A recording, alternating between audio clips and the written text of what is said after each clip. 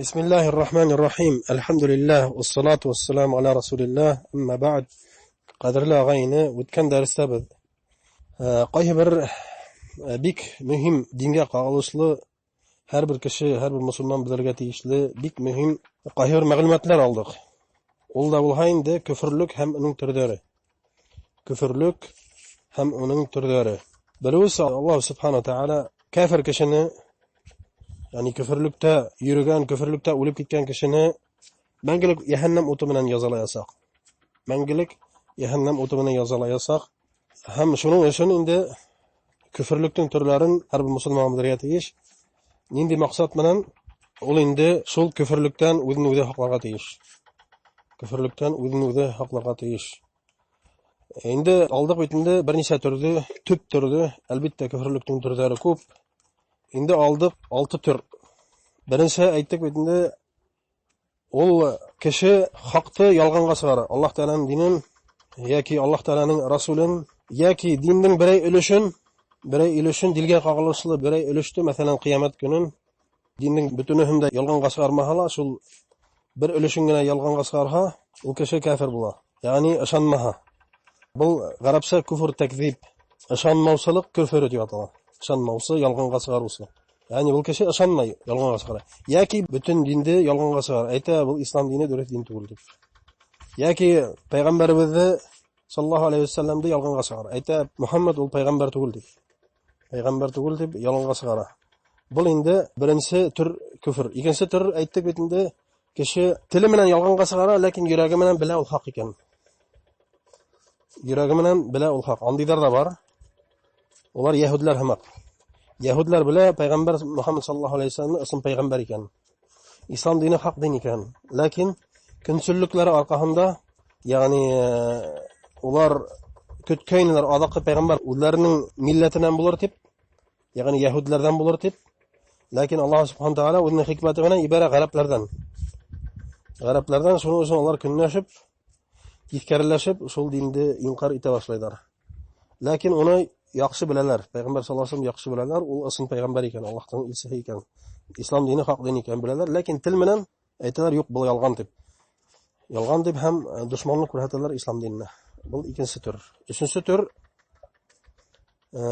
әйтеп инде шикләнү. Уның белеме бар, укыган, Куранды укыган, иде укыган, ләкин кайһы бер мәсьәләләрдә шикләнә. Кыямат көне турында шикләнә, мәсәлән. Ут газабы турында шикләнә. Yani dinge kagılsı bir nimele şeklene iken, bu nime, bu kişi Müslüman bulmay. Bu kişi eli küfürlükte. Tidiraginde bu kişi aşığırga teyiş, bilim alırga, özünün işigini bitirge teyiş. Eğer de şu işigi mene öyle iken, o Müslümanlardan bulmay. Dağın bir tür küfürlük, o baş tartu. Tekabirlenip baş tartu. Indi kişi bile, İslam dini hak ikanin, Peygamber sallallahu aleyhi ve sellem hak ikanin, Kur'an hak ikanin, hem tilime inkar etmeyi. Ayta men bilem ol hak ikanin. Bu din hak. Min şeklenmeyim onu hak ikanin, lakin min boyunmayım ona. Min boyunmayım baş tartam. Min kişilerse özümün ata babalarım yolunda yaşayayım kiledi. Ayta iken ol kişi Müslüman bulmayı. Qarağıdı, ihtibar ete. Yüreğimden bile ol hak ikanin. Tilimden ispat ete. Lakin ona karamazsa ol Müslüman değil. Bu indi iblis, şeytanın küfürlüğü. Şunun tam bir türde aldık bizim bu nifak. Küfür nifak, nifaklık, münafıklık. Kirihinse dıştan İslam dinin kurhatu, namaz oku, oralar tutu, la ilahe illallah dibeyte. Lakin yaşırın şirk kıla. Udinin küfürlüğün kişilerden, Müslümanlardan yaşırıp tuta. Yaşırıp tuta hem Müslümanlarga astartın ziyan kitire. Ziyan kitire. Balın münafık bula. Münafık bula. Allah haklahın. Allah Teala ayta innel münafikine fid darkil asfali minen nar. Şunu halda münafıklar ol cehennemnin en tüpkü en katı gazabında bulasaklar diye. Allah haklahın bizde bu bütün tür küfürlerden. Bütün tür küfürlerden. Şulay indi bugünkü derste şirktin türlerin öğrenip gitmek bulabız. İnşallah Allah Teala nasip ethe. Indi bilirge teyişmiz, şirktin bar ulu şirk hem belekey şirk. Ulu şirk bar, belekey şirk. Biz bit endi alдағы dərslerde şirk terminin aniqlab o'tgaynik. Ул инде Аллаһтан башка нимәгә гыйбадат кылу. Аллаһ белән бергә бер рәттә башка нимәләргә гыйбадат кылу. Һәм ширк эшләгән кеше ислам диненнән сыгып китә. Ул мусульман булмай. Әгәр дә шул ширк белән үлһә, ул мәңгелек утта булачак. Аллаһ Таала әйтә: "Иннаху ман юшрик биллаһи фақад харрама Аллаһу алейхи аль-джанна ва һун-нар ва ма лиз-залимина мин ансар." Сынбарлыкта кемдә Аллаһка ширк китерә икән, ширк кыла икән, Аллаһ Субхану Таала уга җәннәтне харам итте. Җәннәтне уйлап карагыз, җәннәтне харам итте һәм уның мәңгелек урыны утта булачак. Һәм зулым ияләренә ярдәмчылар юк ди. Аллаһтан башка табынган затлар уга берничә дә ярдәм итә алмыйлар. Чөнки улар бөтәһенә ялган илаһлар. Ялган файдага ла һәм зыянга ла ия түгелләр. Һәм Аллаһ Субхану Таала әйтә: "Инна Аллаһа ла ягфиру ан юшрака биһи ва ягфиру ма дуна залика лиман яша." Исмарыкта Аллаһ Субхану Таала кем ширк кыла, шуны гафу итмәй ди. Гафу итмәй, уны ярылкамай ди.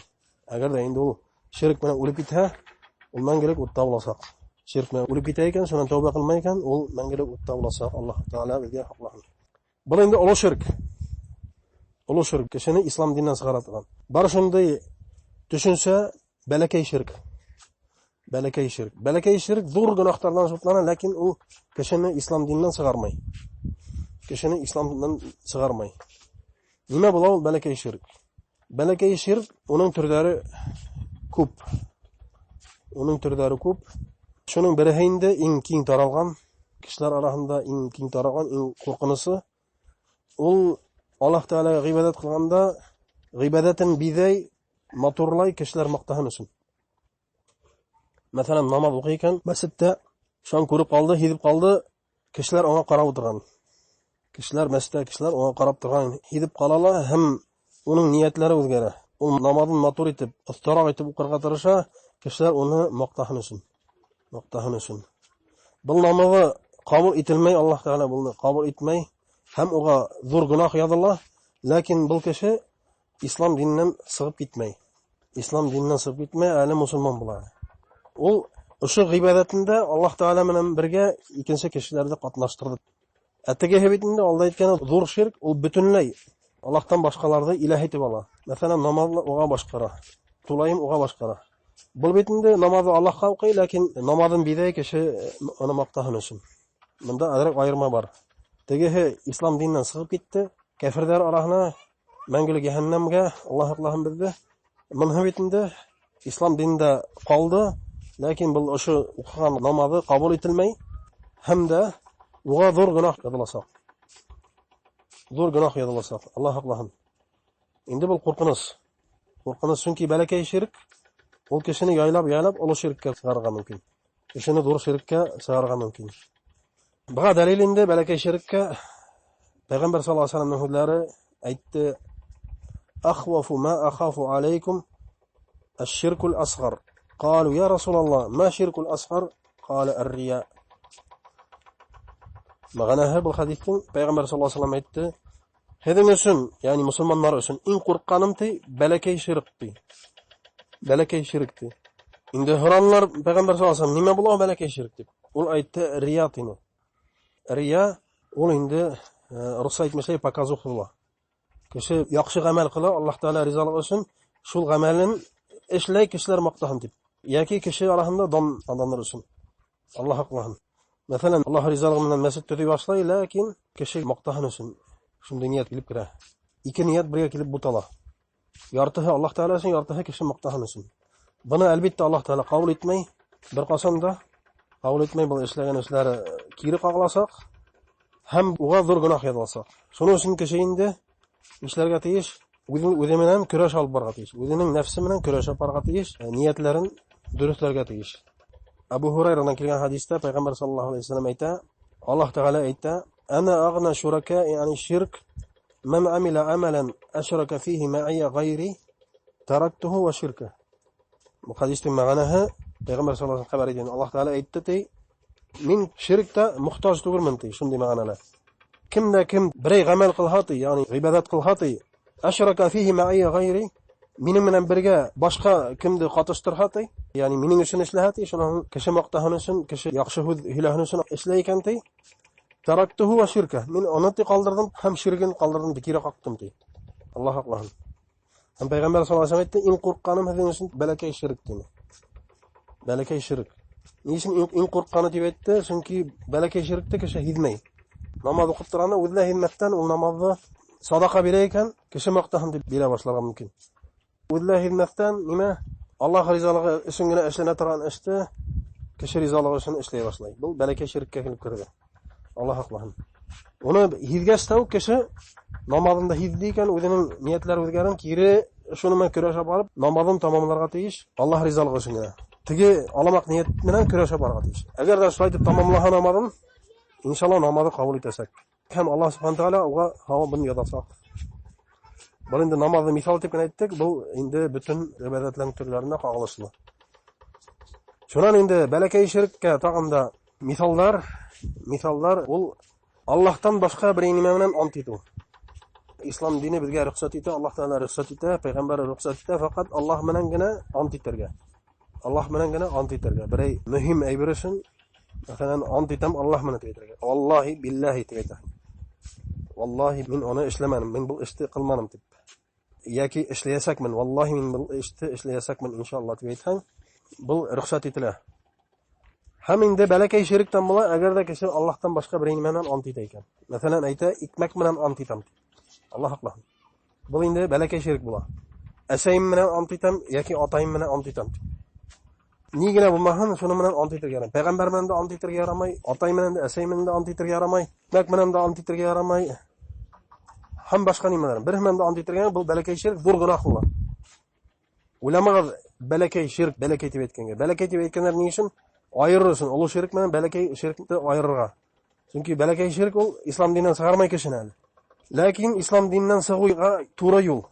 To'g'ri yo'l. Agar da kishi tuzalmayken belekey şirkten qasamda aparib yetkara ana ulu şirkka. Shuning uchun ulu şirkdan ayırırsın belekey deb ataganlar. Asl baribda u zo'r gunoh. Zo'r gunoh. Bundan qo'rqarga kerak. Qo'rqarga kerak. Shuning uchun payg'ambar sollallohu alayhi vasallam aytdi, "Hadingiz eng qo'rqqanim belekey şirk" deydi. Belki şirk. Niçin ulu şirkten korkmanı? Lügatlı çünkü ulu şirkke Müslüman kişi turdan turu barıp kirmey.